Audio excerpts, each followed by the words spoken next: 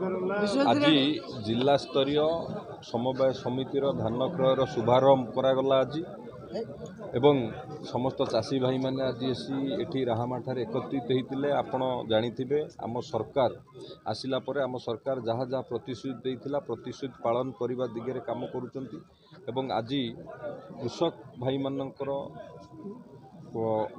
आर्थिक रोजगार बढ़ावाई आर्थिक सशक्तिकरण करने आत्मनिर्भर करने सशक्त करने आम सरकार प्रतिश्रुतिबद्ध आम प्रतिश्रुति देइथिलु धानर एमएसपी की 800 टंका बढ़ेलु एवं सीएम किसान योजना हो प्रधानमंत्री फसल बीमा योजना हो कृषक समृद्ध योजना हो ये सब योजना माध्यम रे कृषक मानू सशक्तिकरण करने सहित से रोजगार को बढ़ावाई ये सब सहायक होची एवं आज जो आम मंडीर उद्घाटन करागला ता सहित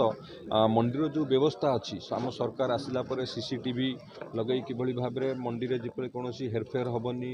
धान को बेपारी की बिक्री करि परिबेनी मिलर माने जो अव्यवस्था करुथिले ये सब को सठिक रूप से आपको संपादन करबा पई सरकार को तरफ जहाँ जहाँ व्यवस्थित होती से विषय में आलोचना करागला एवं मु आशावादी निश्चित भाव में आम जिले में सरकार को तरफ जो व्यवस्था होती जिला प्रशासन एवं समस्त मिलित तत्वावधान कृषक मान जो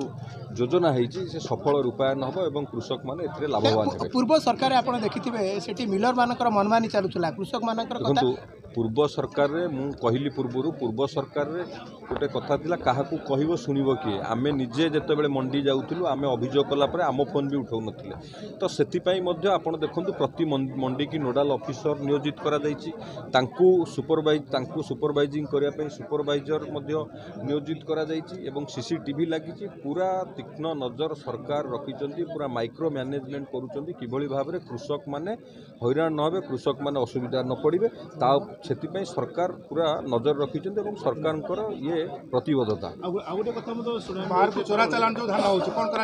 देखो चोरा चालान होउची कहतु जो चोरा चालान होउथिला पूर्व समय रे ताकू रोक दवा सरकार ये सब व्यवस्था करछंती।